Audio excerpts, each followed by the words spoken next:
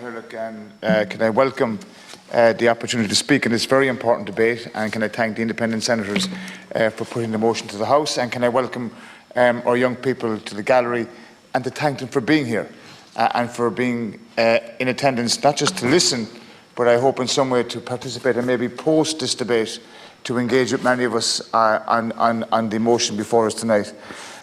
This is an important motion, Cahill.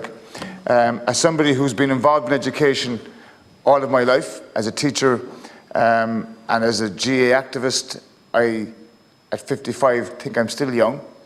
I still think I'm relatively in touch with young people.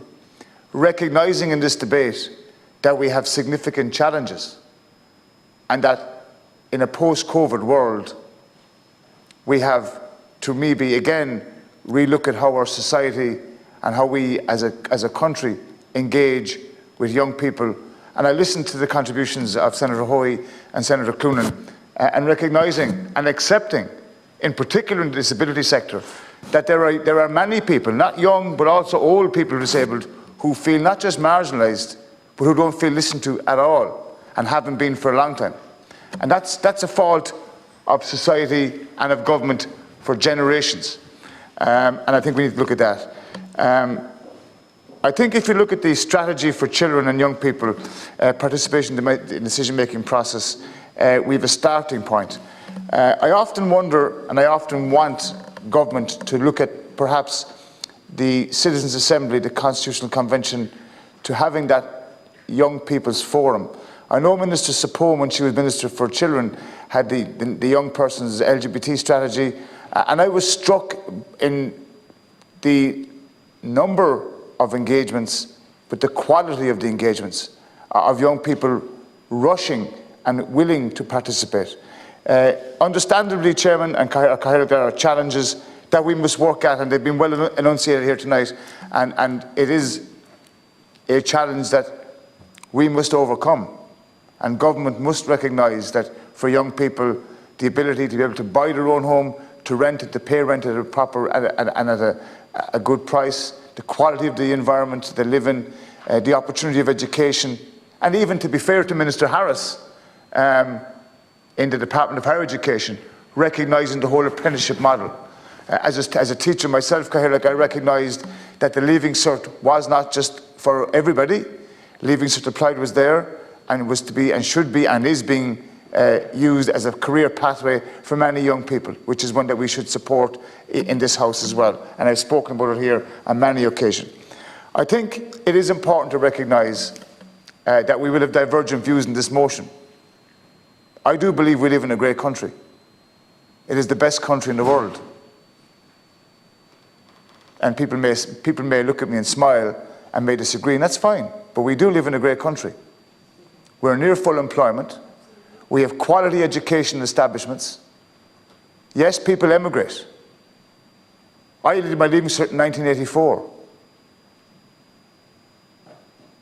Many of my friends left these shores to go to Boston or Melbourne to work.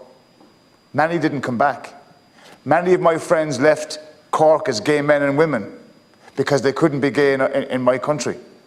Some of them never came home. We live in a much better Ireland today, with our challenges, with our issues, but with a collective mindset governed by the need to do better.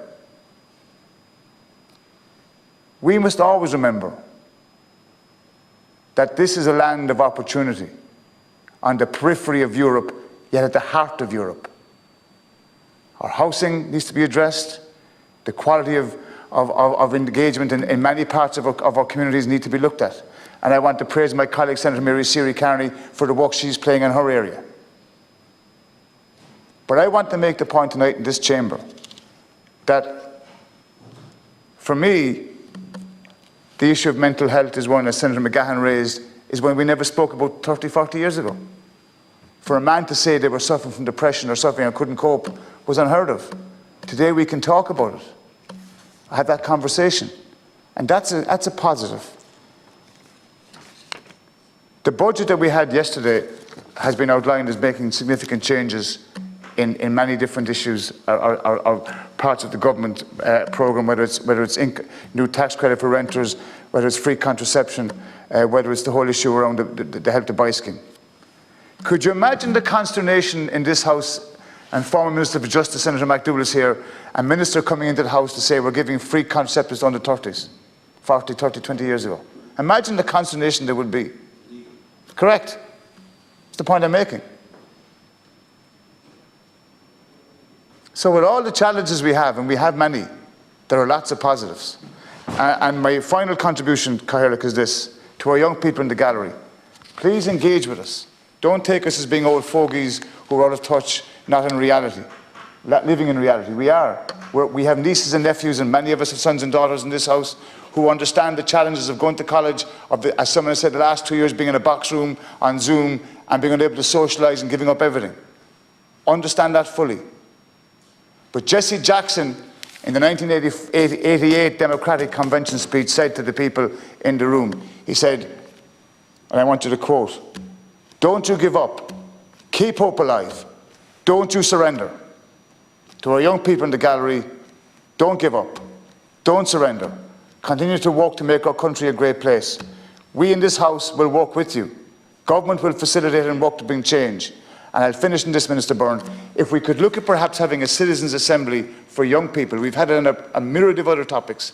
I think it's important that a citizens' assembly devoted to young people and their issues and concerns and their hopes and aspirations is one we should have. Gramagat.